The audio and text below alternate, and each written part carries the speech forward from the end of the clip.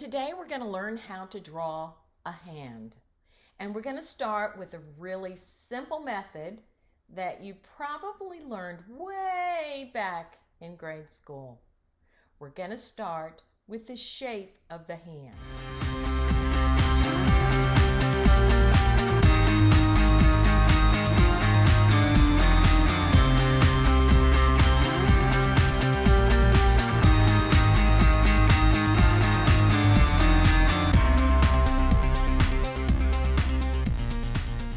Focus next on getting some details of the hand.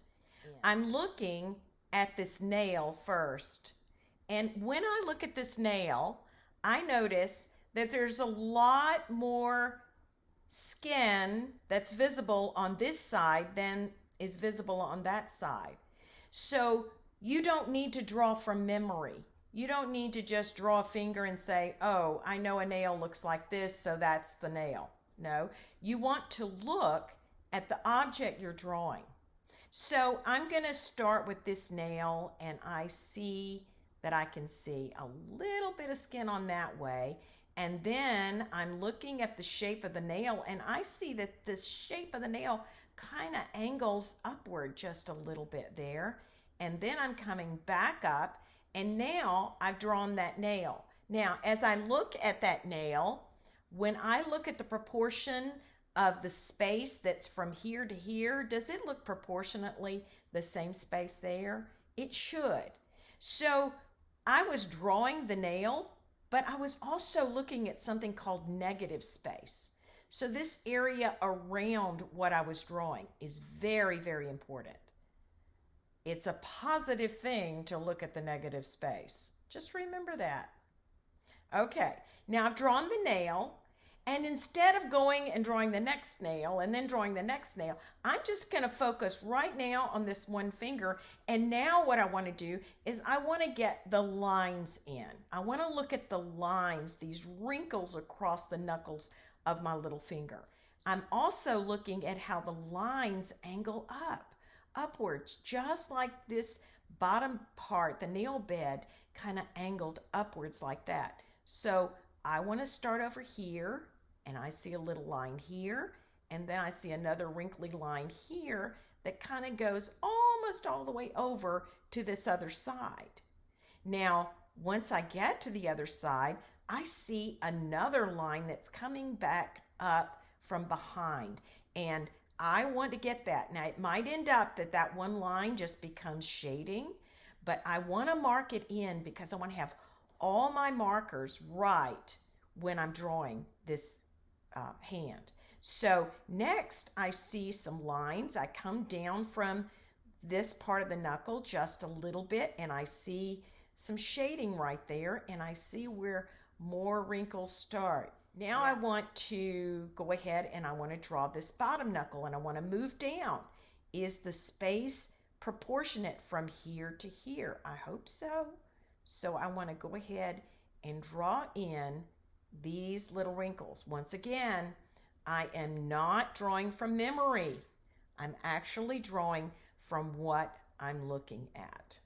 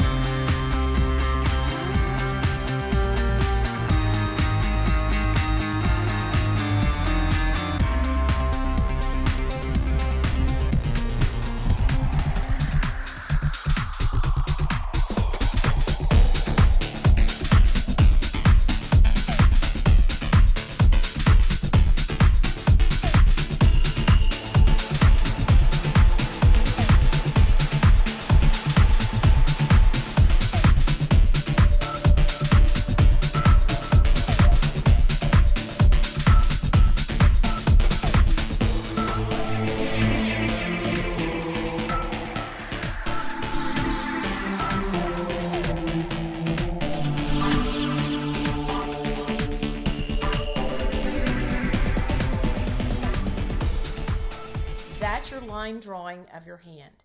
And next, we're going to do shading.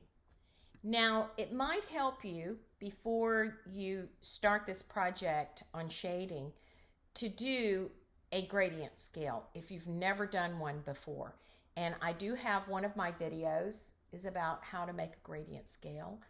And doing a gradient scale is good because you get to see all the different levels, all the different gradients going from dark, all the way up to highlight. And if you can grasp that, then it's going to give you much more impact in your drawing. And it's kind of tedious to do it, but I'm just telling you that if you do a gradient scale, you can go back to it and refer back to it, and it will really improve your drawing. But when I start to shade, what I'm thinking of is I'm thinking of my darkest shades first, because I'm going to go dark and then I'm going to leave in my highlights, and then I'm going to move to my medium darks and my light darks, and then my dark mediums, and then my mediums, and then my light medium. I'm going to go all the way up the gradient scale as I work on this, and that is how I shaded this. I am looking at right here on this side, I see there's kind of a little bit of a shadow as my finger curves around, as the shading comes up darker on this side.